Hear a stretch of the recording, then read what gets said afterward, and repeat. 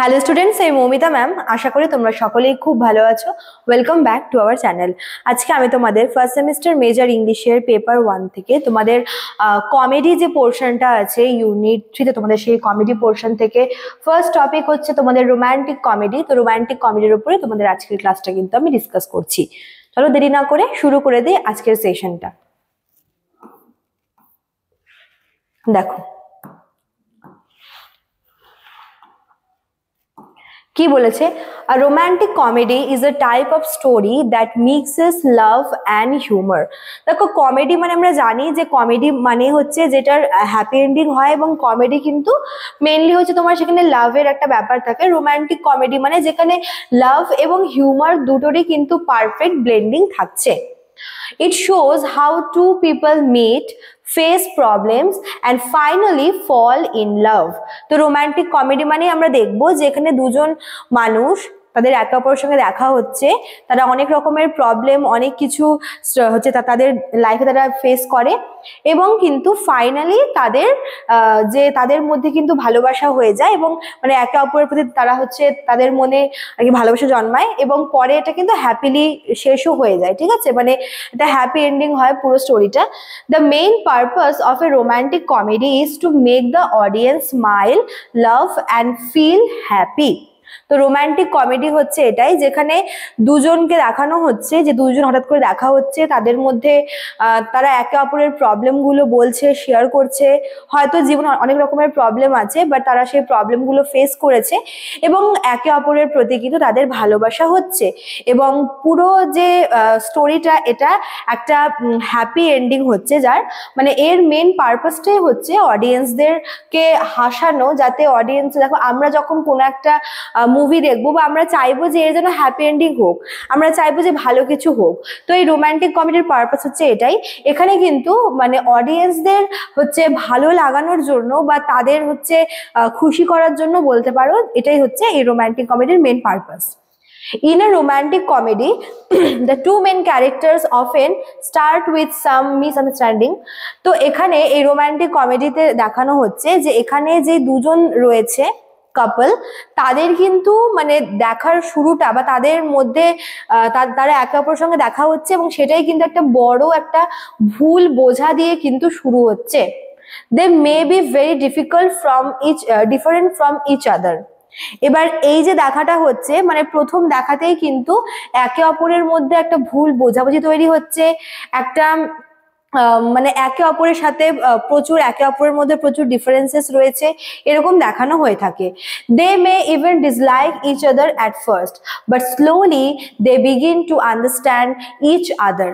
এরকমও হয় কিছু কিছু রোমান্টিক কমেডিতে, যে প্রথম দেখাটাই হচ্ছে ভুল করে বা ভুল পরিচয় দিয়ে বা এরকম অনেক সময় হয় যে প্রথম দেখাতে হয়তো একে অপরকে খুব একটা বেশি পছন্দ হয় না, কিন্তু যত সময় যায় আস্তে আস্তে কিন্তু তাদের মধ্যে ভালো লাগার পরিমাণটা বাড়তে থাকে, এবং তারা একে অপরকে বুঝতে শুরু করে। Their relationship grows step by step, এবং এই যে রিলেশনশিপটা এটা কিন্তু স্টেপ বাই স্টেপ গ্রো করে।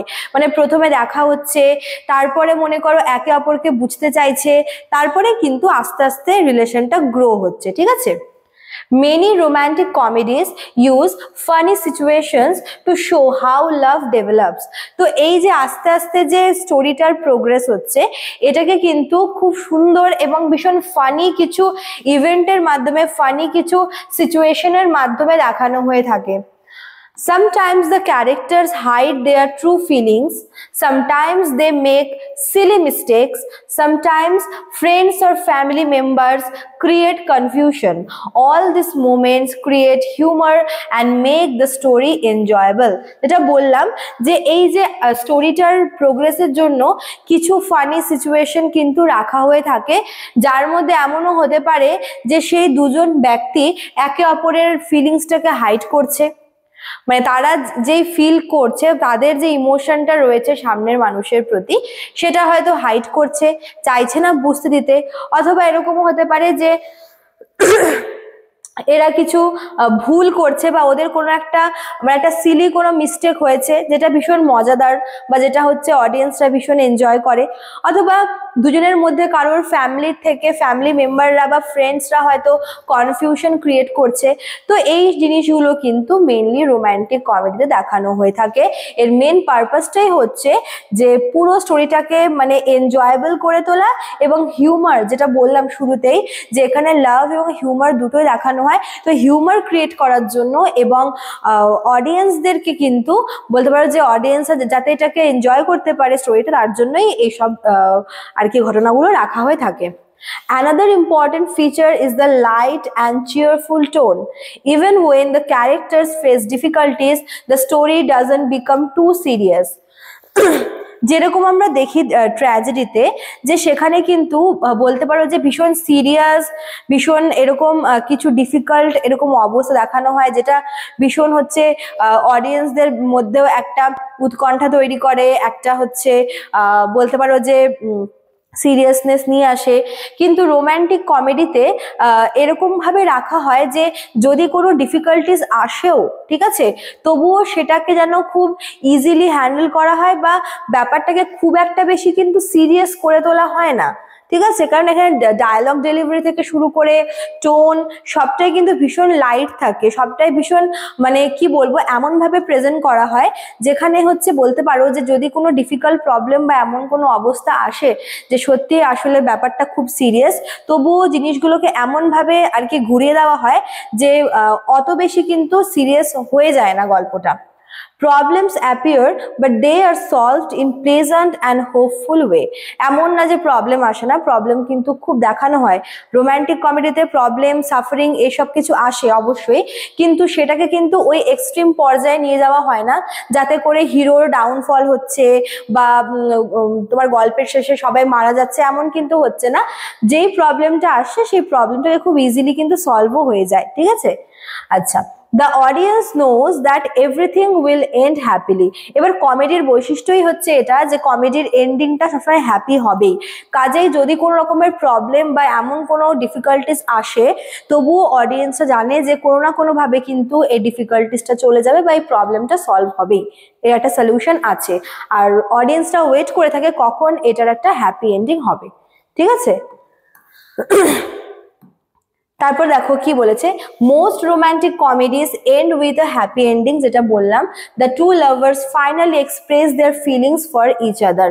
এমনও হয় যে স্টোরি চলাকালীন লাভাররা একে অপরের ফিলিংসটা শেয়ার করছে, অথবা এমনও হয় যে একদম শেষে গিয়ে তারা একে অপরের ফিলিংসটা শেয়ার করছে, ঠিক আছে।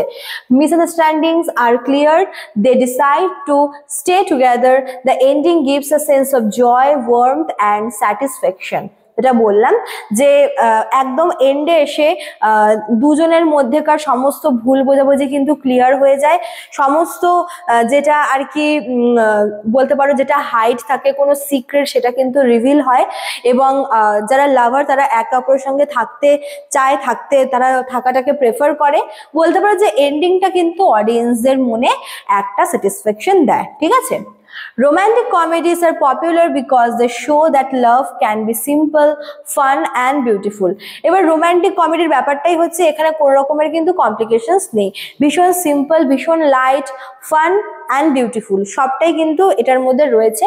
They remind us that even small moments of laughter can bring people closer. These stories celebrate the idea that love and humor can make life brighter. তো এটার অ্যাকচুয়ালি এটাই পারপাস যে মানে ভালোবাসা এবং হিউমার যেটা আছে, হাস্যরস, এই দুটো মানুষের জীবনে খুব দরকার।